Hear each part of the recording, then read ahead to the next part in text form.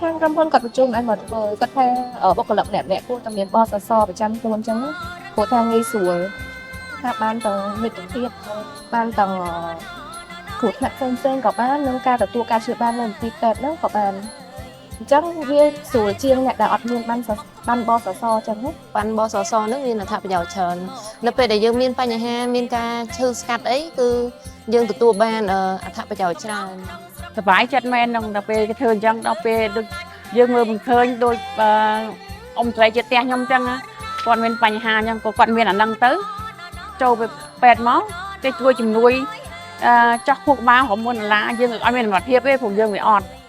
មានសមត្ថភាពទៅធ្វើអីដល់ថ្នាក់ចោះពុកបាអស់ហរម៉ូនឡាហើយមានតិចណាមកហើយខ្ញុំជឿជាក់ខ្ញុំមកធ្វើហ្មង15600នឹងអត់ច្រើនទេបងប្អូនធ្វើចោះល្អណាស់កន្លែងហ្នឹងជួយឲ្យបងប្អូនមកធ្វើទាំងអស់គ្នាមកល្អទេមិនមែនជាបាច់ថាអ្នកស្រែអ្នកឆ្ការលក់ដូរអីទេមុនដំបូងអ្នកស្រែអ្នកឆ្ការលក់ដូរថាធ្វើអត់បានផ្លាច់ធ្វើអត់បានខ្ញុំអត់ហ៊ានមកធ្វើឥឡូវគេធ្វើឲ្យទាំងអស់មានភាពកក់ក្ដៅដែលបានម៉ាក់គាត់ជួយមកធ្វើបនបសដើម្បីមើលជំងឺឬក៏មើលអីផ្សេងៗដែលតាក់ទងបនបសហ្នឹងពីមុនឃើញគេអ្នកធ្វើការបានគេមានបនបសទៅមើលជំងឺទៅមើលអីហ្នឹងអត់ដែលគិតថាខ្លួនឯងជាសិស្សហ្នឹងធ្វើបានទេថ្ងៃនេះសុំឪគាត់ឲ្យទៅដែរហើយខ្ញុំសុំម៉ែគាត់ព្រមដូចគ្នាអរឡាណូខ្ញុំសូមអរគុណដល់រដ្ឋាភិបាលដែលមានការយកចិត្តទុកដាក់ជាខ្លាំងដល់ប្រជាជនជាពិសេសគឺ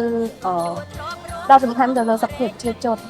ក៏ភាពងាយស្រួលច្រើនជាងមុនដល់ប្រជាជនក្នុងការធ្វើការព្យាបាលនៅសេវាកម្មរដ្ឋនិងទីផ្សារនាងខ្ញុំសូមអរគុណដល់សម្ដេចនាយករដ្ឋមន្ត្រីដែលយកចិត្តទុកដាក់ចំពោះប្រជាជនជួយសម្រួលរាល់ការលំបាករបស់ប្រជាជនទាំងអស់សូមអរគុណសម្ដេចថាបតីហ៊ុនម៉ាណែតដែលបានជួយនឹងបង្កើតបានបសសដើម្បីជួយប្រជាជនទាំងអស់គ្នាដើម្បីឲ្យធ្វើបានបសសនេះបានមើលជាបាលជំងឺរបស់ខ្លួនឯងបានអរគុណដល់អ្នកឋានបាលអ្នកដឹកនាំទាំងអស់សម្ដេចទាំងអស់ឲ្យជួយកូនចៅហ្នឹងបានបសសហ្នឹងជួយប្រជាពលរដ្ឋទាំងអស់មិនយូរប៉ុន្មានសាច់បានផ្លាកជ័យអរឡាណូ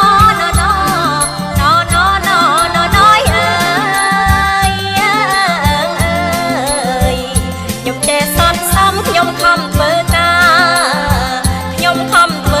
រប្រឹងប្រែងឧស្សាហ៍ថែអនាម័យ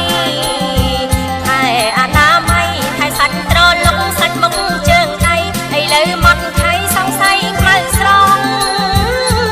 អរឡាណូ